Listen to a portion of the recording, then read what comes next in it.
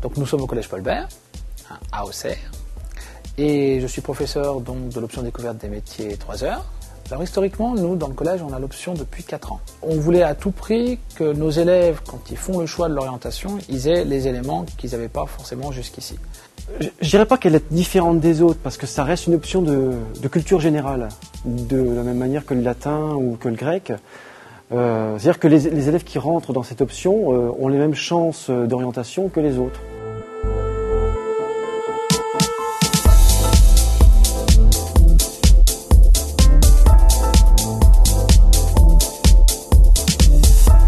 Quand on rentre dans une entreprise, on regarde, on voit comme si on était un client, pas. Mais quand on visite une entreprise, on voit tout ce qu'il y a au-dessus, toute l'organisation et tout. Eh bien, c'est de leur montrer qu'il existe une grande diversité de métiers. Et à partir de là, leur donner le goût de la curiosité, le goût d'aller chercher, de se renseigner, de voir, d'observer, de comprendre, pour derrière avoir beaucoup plus de cartes dans leur jeu et pouvoir choisir éventuellement des voies auxquelles ils n'auraient absolument pas pensé au départ.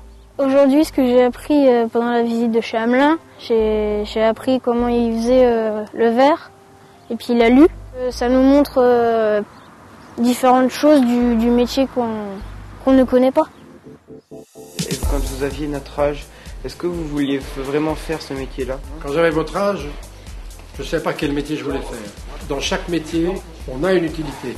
C'est des connaissances en plus pour notre avenir, quoi.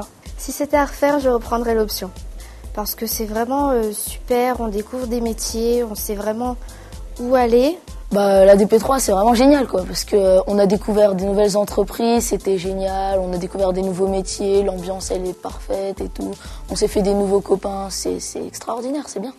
Ouais, j'ai découvert plein de trucs, comme ingénieur en audioprothésiste, je savais même pas que ça existait.